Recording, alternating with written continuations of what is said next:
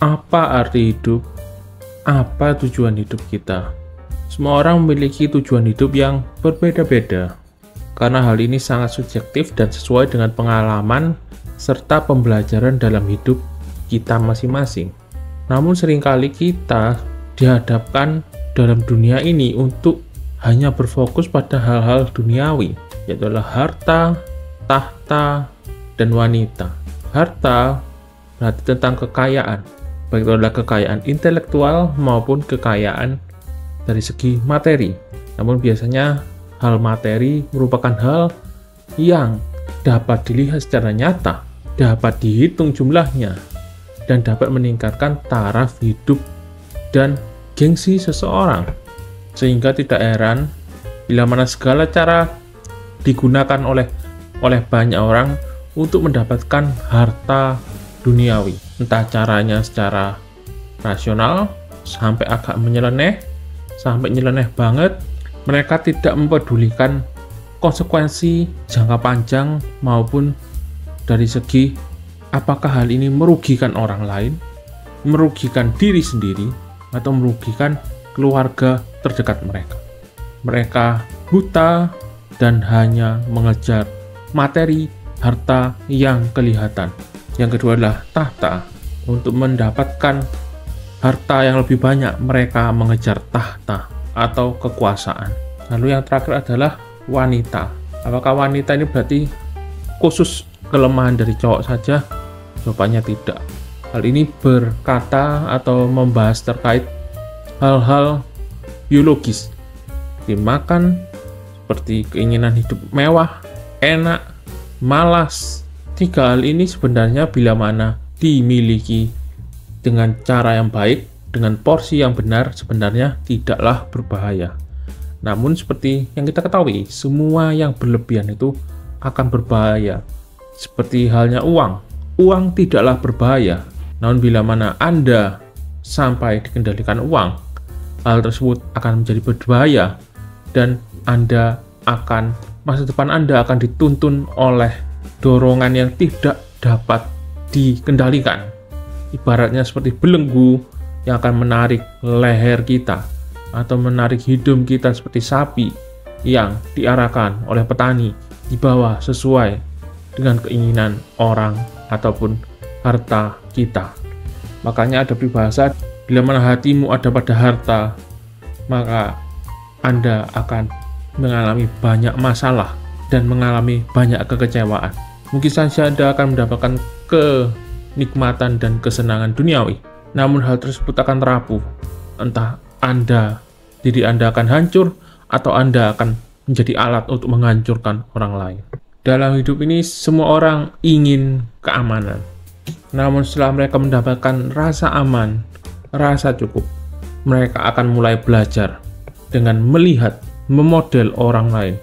Orang lain bisa lebih kaya, saya juga bisa. Hal ini kita sebut dengan kata-kata iri.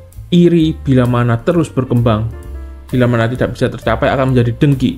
Namun bila mana dapat mencapainya akan menjadi greedy, yaitu kerakusan, keinginan untuk menjadi lebih seperti jurang yang tidak berdasar. Keinginan manusia akan terus tumbuh. Dan bisa saja Anda menjadi hamba dari keinginan Anda. Di mana Anda tidak mengendalikan diri Anda akan tumbuh menjadi monster yang mengerikan, yang akan merugikan diri Anda dan orang di sekitar Anda. Lalu seperti topik pada pembahasan kita kali ini, yaitu adalah apa sih sesuatu yang sejati dan apa sih sesuatu yang murni. Hal ini sebenarnya seringkali saya bahas pada video-video awal saya. Namun banyak sekali video saya yang tidak jadi tampil karena saya rasa tidak sesuai dengan algoritma yang ada. Tadi ini juga pernah saya bahas di ebook saya gitu ya. Adalah apa hal yang sejati dan apa hal yang murni. Dalam pembahasan yang pernah saya bahas, yaitu ada dua jenis pengertian, yaitu adalah misalnya kehidupan. Apa kehidupan sejati itu? Bisa kita dapatkan dari pemahaman tentang sejatinya hidup. Komponen apa yang terpenting yang kita pahami dalam kehidupan?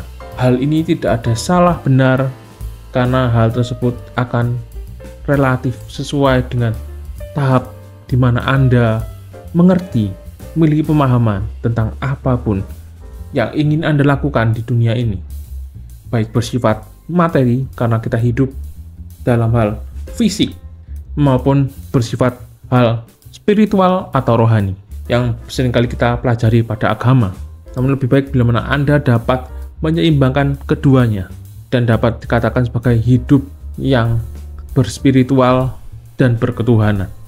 Menurut saya, apa yang sejati adalah irisan dari realita dan impian atau idealisme yang ada dalam pikiran, dalam perasaan, dalam bayang-bayang, dalam tujuan atau cita-cita kita. Bila mana Anda hidup hanya pada impian, masa depan, romansa yang ideal, maka Anda tidak hidup dalam kehidupan yang sejati. Anda larut dalam mimpi, ya bisa saja hidup dalam mimpi membuat Anda bersemangat, positive thinking.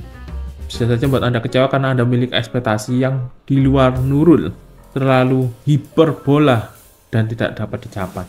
Namun ada juga orang yang terlalu realistis. Namun kerealistisannya membuat mereka pesimis sampai mereka tidak mau berusaha untuk maju dan sedikit bermimpi tentang dunia yang lebih baik, hidup mereka yang lebih baik, negara ini yang lebih baik.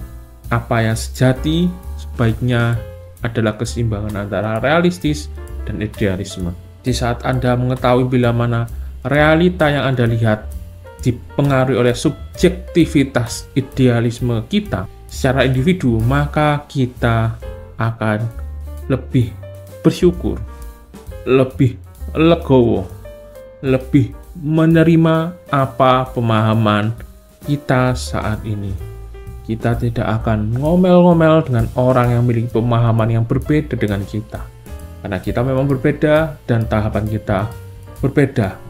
Kita masing-masing dalam proses pembelajaran yang terus berjalan dari waktu kian waktu dalam kehidupan kita masing-masing. Yang penting kita harus menjaga hati nurani kita untuk dapat mengerti apakah kita perlu melakukan perubahan. Perubahan tidak selalu dari hal yang muluk-muluk. Tapi perubahan bisa jadi dari perubahan sikap, perubahan perasaan, perubahan pola pikir, perubahan sudut pandang kita untuk lebih adab pada realitas dan idealisme yang bercampur untuk menjadi pandangan hidup Anda masing-masing. Lalu, bila mana Anda sudah memiliki cara pandang dunia dari versi yang sejati atau murni, apakah auto sukses? Apakah auto tidak ada masalah? Apakah auto tajir? Apakah auto naik pangkat? Apakah auto jadi ganteng? Jawabannya ya tentu saja tidak, karena hal ini bukan jusuk ataupun ngelmu gitu ya. Di dunia ini, apa tujuan Anda hidup seorang demi orang yang lain akan berbeda. Apa standar bahagia seseorang dengan orang lain akan berbeda. Namun percayalah, Anda di dunia ini tidak sedang mencari kesempurnaan, tanpa celah, tanpa dosa, tanpa kesalahan sedikit pun. Yang Anda perlu lakukan adalah menjadi versi yang lebih baik, bukan terbaik, tapi yang lebih baik. Dari kapan? Ya dari masa lalu Anda. Pahami versi Anda saat ini dengan pola pikir yang sejati, cara melihat dunia dengan murni dan sejati. Maka niscaya Anda tidak bakal mudah untuk digoblok-gobloki, mudah kena tipu-tipuan, muslihat, ilusi, gimmick, dan cuma ngikuti katanya orang. Jadi mahasiswa akademi, mahasiswa yang cerdas dan hati kupuh, kiranya dengan materi cara melihat dunia dengan sudut pandang sejatinya dunia dapat membawa dampak perubahan baik besar maupun kecil. Yang penting Anda menjadi pribadi yang lebih baik, lebih bersyukur, lebih hebat dari hari kian hari. Sekian materi dan video kali ini, kiranya dapat membawa manfaat kepada teman-teman sekalian. Jangan lupa absen dan bayar SPP dengan like, komen, dan subscribe. Kelas bubar.